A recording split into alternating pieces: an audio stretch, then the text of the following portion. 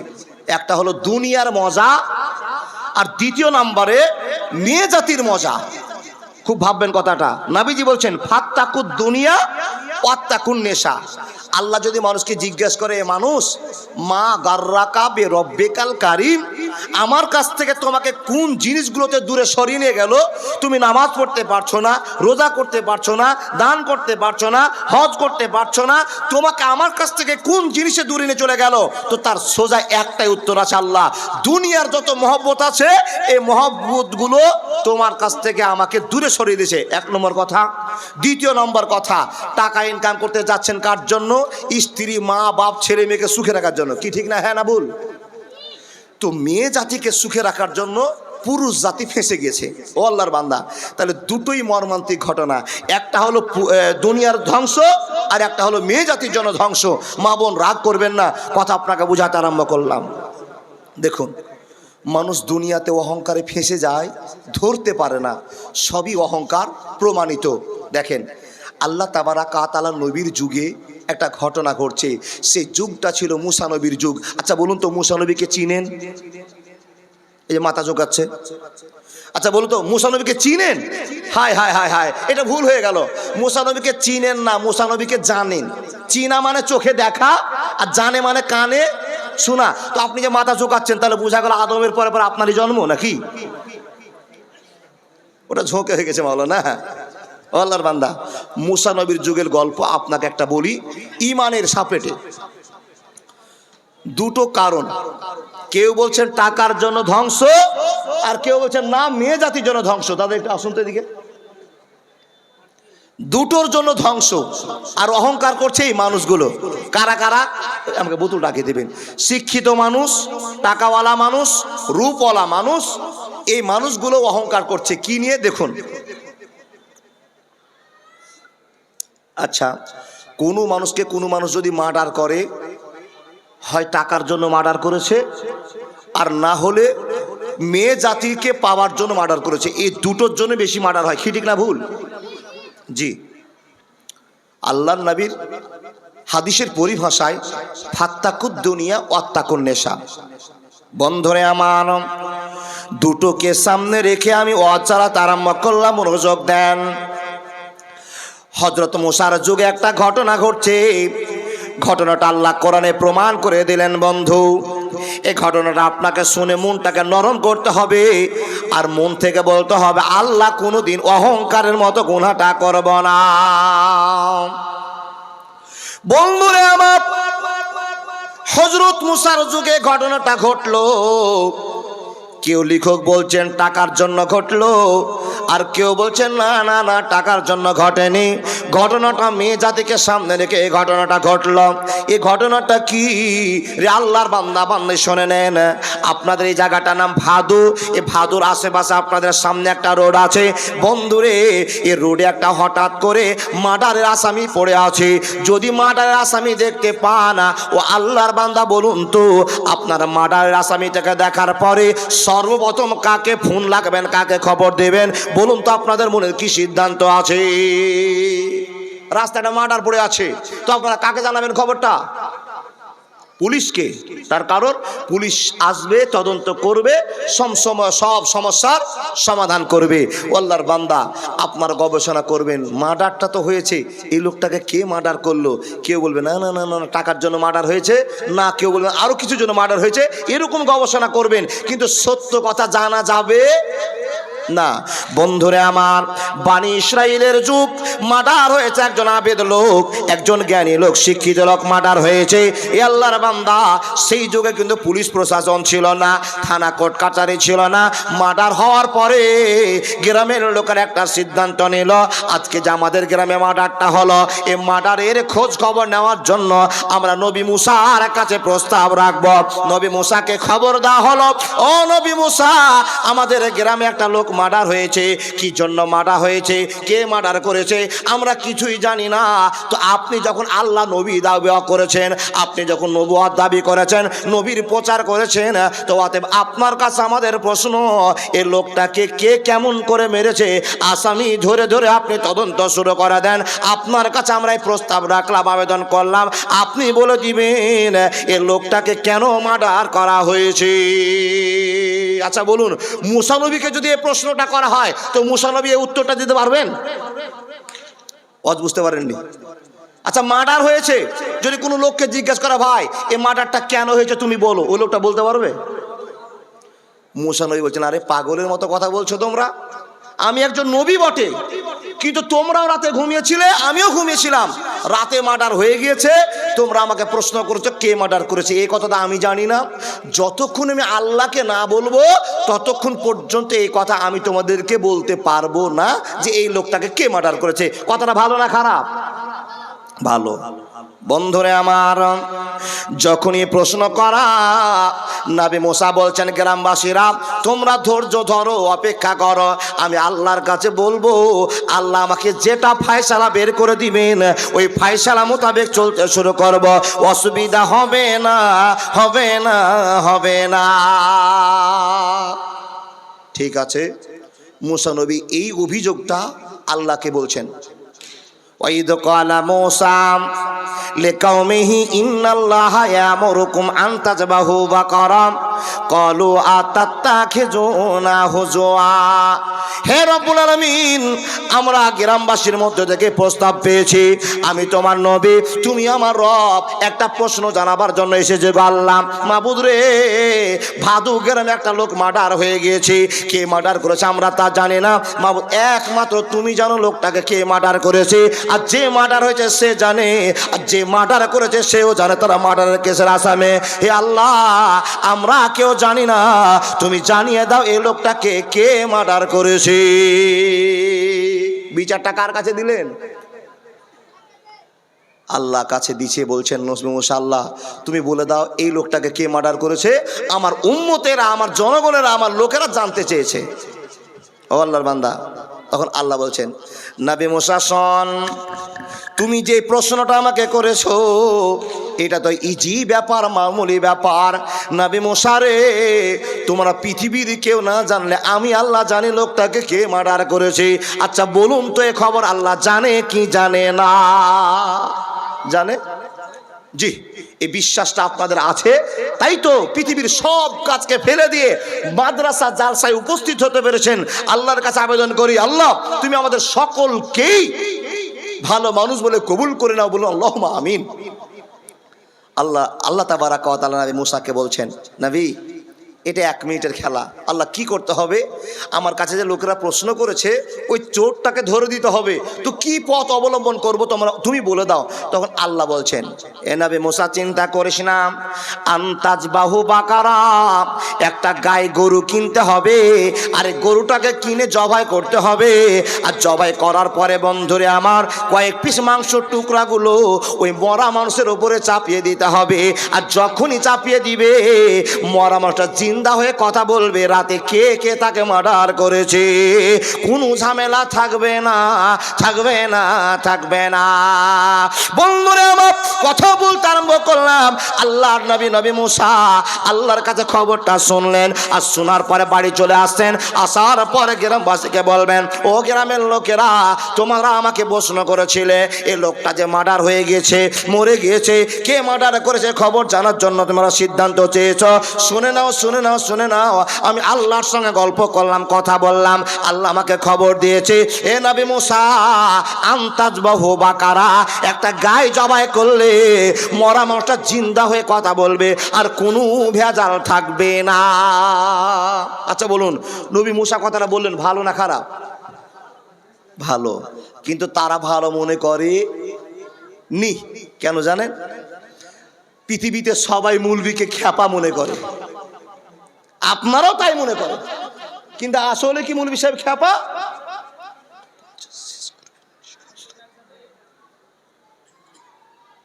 খবর শেষ, মালাকুল মউত হাজির। জি জি জি জি জি জি কি যে আর বলি গো বাপ, মাত্র কয়েক মিনিট টাইম আছে, তো তো যাক, যেটুক টাইম আছে আমি আর দেরি করবো না। এবার বন্দে ভারত ছুটলো, ডেমো আর কাজ করবো না বাপ, আসতে আর বলবো না, আমাকে শেষ দিতে হবে ডেলিভারি, টাইম খুব কাছে চলে এসছে। আল্লাহর বান্দা নবী মুসা লোকগুলোকে বলছে, ভাই একটা খুশির খবর আছে, তোমরা গ্রহণ করো। লোকেরা বলছে, কি হয়েছে, এত খুশির ব্যাপার কি? তো নবীজি বলছেন, আল্লাহ বলছেন একটা গায়ে জবাই করতে হবে, আর 2-3 পিস মাংস উঠিয়ে নিয়ে ওই মৃত মানুষের উপর চাপিয়ে দিলে ওই মরা লোকটা জিন্দা হয়ে যাবে। জোরে বলুন সুবহানাল্লাহ। জি, আচ্ছা, আপনাদের বিশ্বাস হয় গরুর গোশতে মরা মানুষ জিন্দা হবে? হ্যাঁ না না? এই যে কে নাও বলছে, কেউ হ্যাঁও বলছে। যারা না বলছেন তারা বাড়ি চলে যান, জালসা আর শুনতে হবে না। যারা হ্যাঁ বলছেন তারা থাকেন। বলে কেন? যারা না বলছেন তাদের ওয়াজ শোনার দরকার নাই, মানে আল্লাহর উপর ঈমানই নাই। আল্লাহ বলেছেন নবী মুসাকে, আর নবী মুসা বলছেন কাকে? উম্মতকে, বন্ধুদেরকে। আল্লাহর বান্দা আল্লাহ যখন বলেছে গরুর গোশতে মানুষ জিন্দা হবেই, হস্যই লাগে বলেন হবেই, কিন্তু এই লোকেরা মুসা নবীকে ছোট মনে করে নিলেন। কি করে? নবী মুসাকে প্রশ্ন করলেন, নবী মুসা আপনি এত দামি লোক, আপনি এত সুন্দর লোক, একটা মহব্বতের মানুষ, আর আপনি নবুয়াত দাবি করেছেন বটে, কিন্তু নবী গো আজকের কথা শুনে যেন বড় মনটা খারাপ হয়ে গেল। নবী মুসা বলছেন, কি খারাপ লেগেছে বলো? বলে আমরা কোনোদিন তো শুনিনি গরুর গোশতে মরা মানুষ জিন্দা হবে, আর আপনি একজন নবী মানুষ, শিক্ষিত লোক, কেমন করে বলছেন গরুর গোশতে মানুষ জিন্দা হবে? আমরা মানতে পারলাম না, মানতে পারলাম না। নবী মুসা বলছেন, ভাইরা কান খুলে শুনে নাও, আন আকুনা মিনাল জাহেলিন, তোমরা যদি মূর্খামি করো, নোংরামি করো, মূর্খদের দলভুক্ত আমি নয়, আমি মূর্খদের সঙ্গে থাকা পছন্দ করে না। ও বন্ধুবর, এই প্রশ্ন তোমরা করেছো, অতএব আল্লাহকে নাকচ করে নিয়েছ, আল্লাহর সঙ্গে বিয়াদবি করেছ। শুনে নাও, শুনে নাও, শুনে নাও, আল্লাহ তোমাদের ওপর রাগ করে নেবেন। খবরদার এত বড় কথা তোমরা বলবে না। আল্লাহ আমাকে খবর দিয়েছে গরুর গোশতে মানুষ জিন্দা হবে, তো হবে হবে, এর ভিতরে কোনো রকম কথা চলবে না। এই কথা যখন বুঝে নিলেন বাপ, তখন এই লোকগুলো মুসা নবীকে পাগল করার জন্য, ঠকাবার জন্য প্রশ্ন শুরু করলো, মানে অহংকারটা চালু হলো। সেখানে ছিল টাকাওয়ালা, শিক্ষিত, রূপের সৌন্দর্য লোক, সব রকমের অহংকারীরা নবী মুসাকে প্রশ্ন করে বলছেন, নবী মুসা আপনি কথাটা বললেন বটে, এত বড় একটা ইম্পর্টেন্ট জায়গা, এত ইম্পর্টেন্ট একটা কাজ যে একটা মরা মানুষ গরুর গোশতে জিন্দা হয়ে যাবে। আসসালামু আলাইকুম। একটা ছোট বাচ্চা স্টেজে আছে, ছেলে বাচ্চা, 3-3.5 বছর বয়স হবে। যদি কারো হারিয়ে থাকে তো এখান থেকে নিয়ে যাবেন। জি, খবরটা শুনলেন, আর এই খবরের জন্য ঝামেলা হয় বাপ, বড় ঝামেলা। মাদেরকে তো দোষ দিতে পারি না গো বাবা, এখন যত ছেলে জন্ম হচ্ছে, মেয়ে জন্ম হচ্ছে না, সবই তো আপডেট হওয়া পর থেকে তো ইঞ্জিনিয়ার। ওর মা বাদাম দুটো খেতে সুখ করে বসেছে, আর ছেলে তার ফাঁকে কোন হোসরে গেছে। জি, দোষ শুধু মার নাই, আরো দোষ আছে, এটার ফুটেরও দোষ আছে। একবারে বাস্তব কথা বলছি, মা বাদাম খাচ্ছে, শুট করে হটে গেছে, ওর মা খুঁজে পাবে কি করে? যার ছেলে সেই বুঝতে পারছে কি যন্ত্রণা, জ্বালা। আচ্ছা, বলছিলাম কি, অহংকার তো বলছিলাম, কোন জায়গায় ছেড়েছে একটু মনে করে দেন, বক্তা ভুলে গেছি আমি। ও বাপ, এই যে বুঝতে পারলাম আমি ভুলিনি, আপনারে ভুলেছেন। তার মানে বুঝে গেলাম রাতে জালসা শুনবেন বটে, কিন্তু সব ফিল্টে ফেলে রেখে বাড়ি যাবেন। বক্তারা তো কষ্ট করে বুঝাচ্ছে, আর আপনি সে বুঝটা না নিয়ে এক্ষুনি ভুলে গেলেন। আমি বলতে চেয়েছিলাম, আল্লাহ যখন বলেছে গরুর গোশতে মানুষ জিন্দা হবে, তো হবেই। এই সমস্ত পণ্ডিতেরা নবী মুসাকে ঠকাবার জন্য বলছে কি জানেন?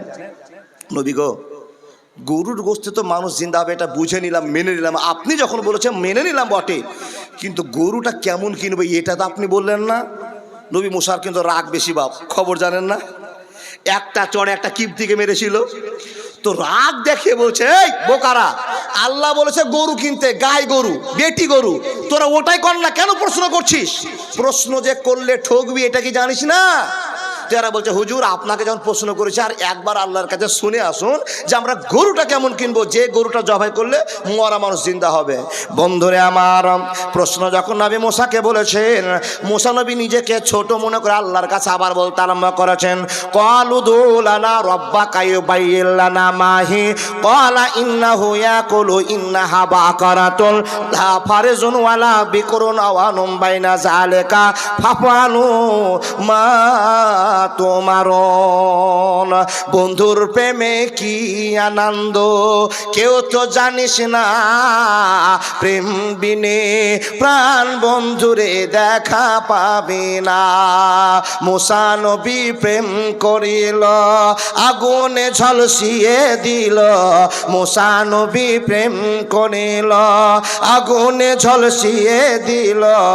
এ শুধু প্রেম নয়, প্রেমের ছলনা, প্রেম বিনে প্রাণ বন্ধুরে দেখা পাবে না।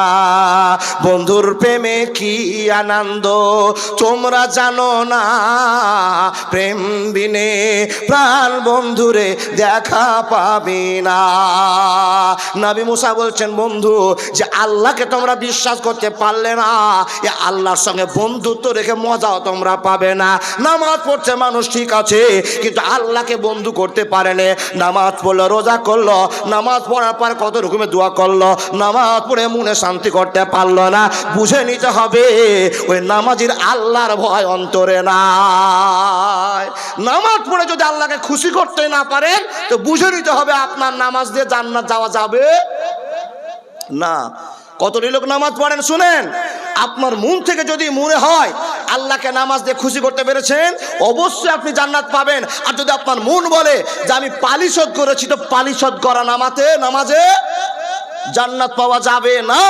আল্লাহ তাবারাক ওয়া তাআলা নবী মুসা বলছেন, আল্লাহকে যদি না চিনতে পারো তো আল্লাহকে এইরকম প্রশ্ন মূর্খরাই করতে পারে।